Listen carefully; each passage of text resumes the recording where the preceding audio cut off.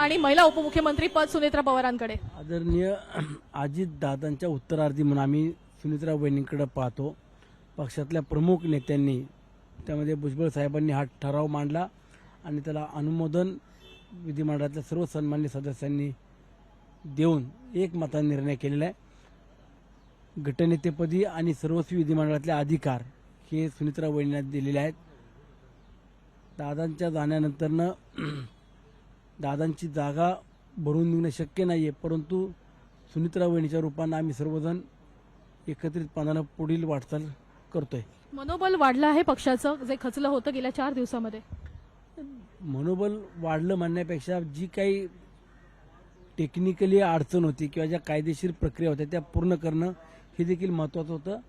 परंतु आज कुटुंबातलाच एक वारसदार किंवा कुटुंबातल्याच आज सुनेत्रा वहिनी या उत्तरार्धी होत आहे, त्याचं नक्कीच आमच्यासारख्या कार्यकर्त्यांना काही का केली असा देखील आरोप होतोय. मी सांगितलं ना, काही तांत्रिक अडचणीमुळे हे सगळ्या निर्णय प्रक्रिया कराव्या लागत आहेत.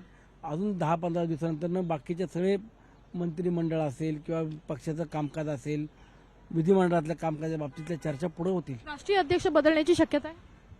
राष्ट्रीय अध्यक्ष आता दादा होते, त्यानंतर आम्ही सर्वजण निर्णय केलेला आहे की येणाऱ्या काळामध्ये सुनेत्रा वहिनीच या उत्तरार्धी म्हणून पक्षाची धुरा त्यांनी सांभाळली.